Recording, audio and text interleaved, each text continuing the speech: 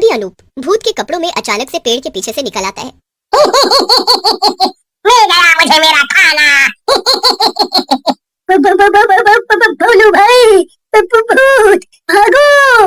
दूसरा आदमी तो बिना कुछ सोचे ही अपने साथी को पीछे छोड़कर वहां से भाग जाता है। पहला आदमी ये देखकर हैरान रह जाता है। वाह वाह, एक तो भाग गया, अब लगता है तू ही है मेरा खाना। अनूप नाम का एक आदमी था जो कि मजे से अपने गांव में रहता था। वो दिन भर अपनी बगिया में खटिया पर पड़े पड़े फोन चलाता रहता था। एक दिन शहर से अनूप का एक दोस्त उससे मिलने आता है। अरे किशन भाई, बड़े दिन बाद आए। तुम तो जब से स्कूल की पढ़ाई खत्म करके शहर गए हो, हमें याद ही नहीं करते। अनूप, तुझसे तो मैंने कहा ही था कि मेरे साथ पढ़ ले, फिर हम दोनों साथ में नौकरी के लिए जाते। पर तुझे तो बस आराम की जिंदगी ही चाहिए ना। अब ले आराम के मजे। यहाँ इस गांव में है ही क्या करने को। अब क्या बताऊं मेरे दोस्त, मुझसे नहीं होगी ये पढ़ाई वगैरह, मैं तो ऐसा ही हूँ। हाँ मगर तुम तो मुझे कुछ और तरीका बताओ जिसमें मेरा मन भी लगे और मुझे बैठे बैठे पैसे भी मिले। अनूप मेरे दोस्त, तू एक काम कर, वैसे भी तू दिन भर फोन ही तो चलाता है, तो इसमें ये जो रील्स आती है ना, इस ऐप पर तू ऐसी रील्स बनाया कर। अगर तू कभी किसी जन्म में इसमें मशहूर हो गया और तेरे बहुत फॉलोअर्स हो गए तो तुझे पैसे मिलेंगे। क्या क्या सच में किशन? ये तो अच्छा रहेगा। रील्स से पैसे कमाने से अच्छा भला और क्या हो सकता है। हाँ, क्यों नहीं, चल अब मैं चलता हूँ। जब तू बहुत अमीर हो जाए तो मुझे मत भूल जाना। किशन अनूप से मजाक करके चला जाता है, मगर अनूप ने किशन की बात को गंभीरता से ले लिया। अब वो बस दिन रात अपनी खटिया पर लेटकर रील्स देखता था और सोचता था कि वो किस तरह की वीडियोस बनाए और रील पर डाले। एक दिन जब दोपहर के समय वो रील चला रहा था, तब उसे एक वीडियो दिखती है जिसको कई सारे लोगों ने लाइक किया था। वाह वाह, इसमें तो ये आदमी भूत बनकर लोगों को डरा रहा है और साथ साथ उनकी डरते हुए वीडियो बना रहा है। और ये कितनी मजेदार वीडियो है। अगर मैं भी ऐसे ही भूत बनकर लोगों को डराऊं और उनकी वीडियो बनाऊं तो इसे बनाने में तो बड़ा ही मजा आएगा और जब मैं मशहूर हो जाऊंगा तो मुझे पैसे भी मिलेंगे। फिर क्या था, अनूप जल्दी से बाजार जाता है और चिंपू की कपड़े वाली दुकान से एक बड़ी सफेद चादर खरीद लेता है। अरे अनूप भैया, इतनी बड़ी चादर का क्या करोगे? तुम्हारे घर में तो इतनी बड़ी खटिया भी नहीं है। तू अपना काम करना चिंपू और मुझे अपना करने दे बस। चिंपू ये सुनकर मुंह बना लेता है। अनूप चादर को लेकर सीधा अपने घर जाता है। वहाँ वो रात भर चादर को काटकर और सिलकर भूत का एक कॉस्ट्यूम बना लेता है। जब अनूप भूत वाले कपड़े पहनकर खुद को शीशे में देखता है, तब वो बड़ा खुश होता है। वाह वाह वाह वाह, क्या बात है। ये कपड़ों में तो मैं सच में एकदम डरावना सा भूत लग रहा हूँ। अब आएगा ना मजा। आज से ही मैं रात में लोगों को डराऊंगा, उनकी वीडियो बनाऊंगा, फिर दिन में मजे से अपनी खटिया पर लेटकर उन वीडियो को रील्स पर डालूंगा। अनूप रात होते ही अपने भूत के कपड़े पहन लेता है और गांव में इधर उधर भटकने लगता है। तभी उसे दो आदमी सड़क पर चलते हुए दिखाई देते हैं। वाह वाह, वो रहे मेरे पहले शिकार। एक काम करता हूँ, हाँ फोन यहाँ पेड़ पर छुपा कर रख देता हूँ, इससे वीडियो बनेगी और जैसे ही वो लोग पेड़ के पास से गुजरेंगे मैं उन्हें डराऊंगा, बहुत मजा आएगा। वो दोनों आदमी बातें करते हुए पेड़ के पास से गुजरते हैं और तभी अनूप भूत के कपड़ों में अचानक से पेड़ के पीछे से निकल आता है। मिल गया मुझे मेरा खाना। भोलू भाई, भूत भागो। दूसरा आदमी तो बिना कुछ सोचे ही अपने साथी को पीछे छोड़कर वहां से भाग जाता है। पहला आदमी ये देखकर हैरान रह जाता है।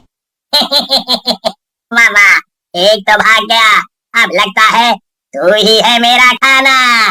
नहीं नहीं नहीं, कभी नहीं। भोलू भाई, मेरे लिए रुको, मैं भी आया। पहला आदमी भी गिरते पड़ते वहां से भाग जाता है। सब कुछ कैमरे में रिकॉर्ड हो गया था। अगले दिन पूरे गांव में ये बात फैल जाती है कि गांव में भूत आ गया है जो कि रात में निकलता है और लोगों को खा जाता है।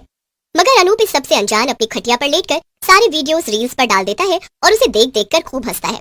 कई दिन तक यही सिलसिला चलता रहता है। रात को गांव में अनूप लोगों को भूत बनकर डराता और दिन में उनकी बनाई हुई वीडियोस को रील्स पर डाल देता। और कुछ ही दिनों में अनूप की वीडियोस कई अलग अलग गाँव में, शहरों में मशहूर भी हो जाती है और अनूप को पैसा भी मिलने लगता है। मगर उसके गाँव में कोई भी ये नहीं जानता था कि वो नकली भूत और कोई नहीं बल्कि अनूप था। एक दिन सभी गाँव वाले इस भूत से परेशान होकर सरपंच के पास जाते हैं। अरे सरपंच जी, हम सब तो इस भूत से बहुत परेशान हैं। हमें तो घर से भी निकलने में बड़ा डर लग रहा है अब। पर आखिर अचानक से गांव में ये भूत आ कहां से गया? पहले तो हमारे गांव में ऐसा कभी नहीं। अब क्या पता सरपंच भैया, जरूर कोई दुष्ट आत्मा है। सरपंच जी, मैं ये भूत वूत में नहीं मानता। जरूर इन सबको गलतफहमी हुई है, वरना हमारे गांव में भूत ये कैसे मुमकिन है? ये सुनकर गांव वाले जिन्होंने भूत को देखा था वो सब भड़क जाते हैं। अरे अरे, तो क्या हम सब पागल हैं जो सब साथ में झूठी कहानियां बनाएंगे? और क्या, हमने सच में भूत देखा था और यकीन ना हो तो आज रात घर से निकलना, तुम्हें भी दिख जाएगा भूत। ये सुनकर सभी लोग शांत हो जाते हैं। ठीक है, फिर मैं ही जाऊंगा और इस नकली भूत का पर्दाफाश करूंगा।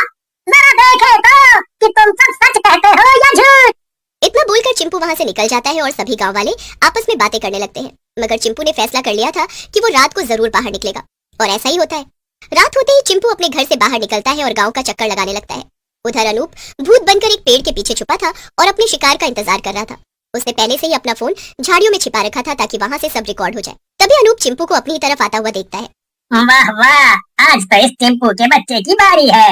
उस दिन तो मुझसे बड़ा टेढ़ी टेढ़ी बातें कर रहा था, और आज इसे डरा डरा के अच्छा सबक सिखाऊंगा। जैसे ही चिंपू टहलता हुआ पेड़ के पास आता है, अनूप अचानक से पेड़ के पीछे से चिंपू के सामने कूदता है। चिंपू के बच्चे कहाँ जा रहा है तू? आजा, आजा तुझे खा लूं। भूत को सच में अपने सामने देखकर चिंपू हैरान रह जाता है और वो थोड़ा डर भी जाता है। मगर तभी चिंपू की नजर भूत के कपड़ों पर पड़ती है।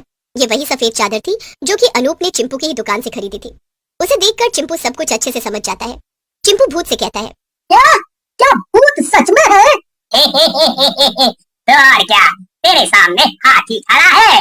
पर तुम्हें मेरा नाम कैसे पता? तुम क्या मुझे जानते हो? वो तो मैं इस गांव के सभी लोगों को अच्छे से जानता हूँ, क्योंकि मरने से पहले मैं यहीं रहता था। ओह, अच्छा अच्छा, फिर तो तुमने ये सफेद चादर भी मेरी दुकान से ली होगी, वो भी मरने से पहले, क्योंकि ऐसी चादरें तो सिर्फ मैं ही रखता हूँ। ये सुनकर अनूप थोड़ा हड़बड़ा जाता है। क्या?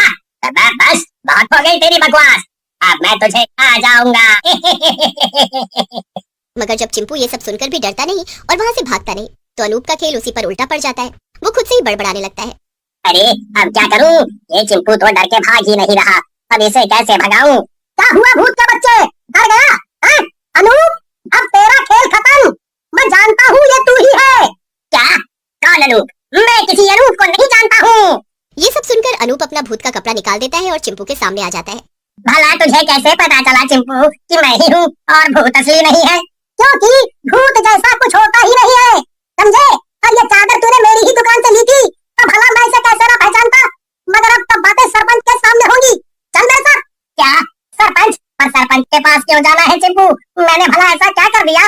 बाबा, पूरा गांव भूत से परेशान है और तुझे कुछ पता ही नहीं। चल मेरे साथ, फिर तुझे सब कुछ समझाता हूँ।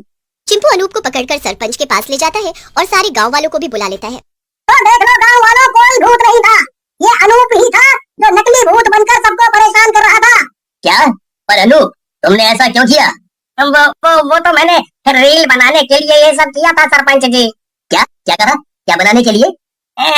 रील बनाने के लिए, मतलब मैं जब सबको डराता था तब उनकी वीडियो बना लेता था और उन्हें रील की तरह डालकर वायरल कर देता था, और इससे मुझे पैसे भी मिले।